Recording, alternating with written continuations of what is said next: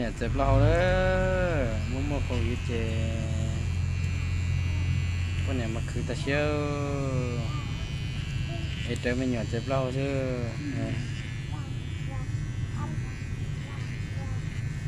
จะเป็นนะเราเนี่ยเตะเจที่ลูกเสียใช่ไหม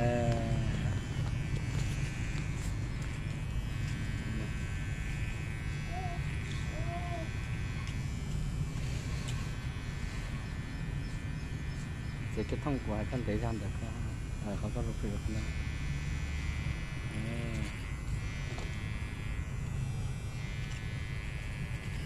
ไม่นี่ให้เมียตัดผมให้เด้อ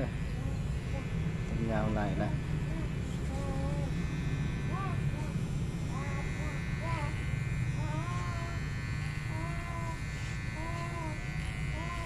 สร้างจำเป็นนี่นะแต่ว่าก็ตัดเรื่อยๆอยู่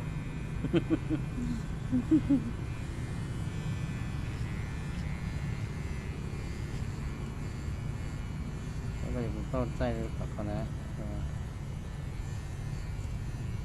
เจได้โชว์อ่ะ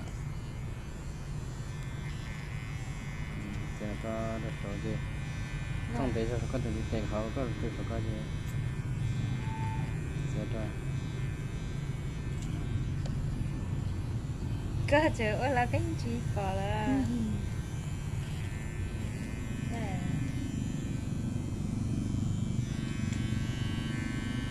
ประมาณนี้แหละผม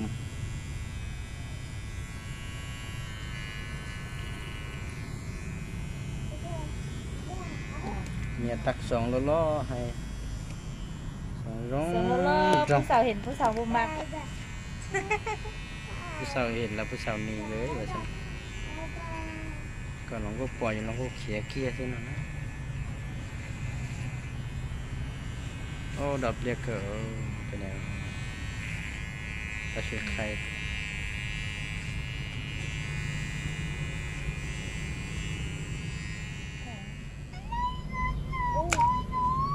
โอ้ไปเขาเจ๊ chị à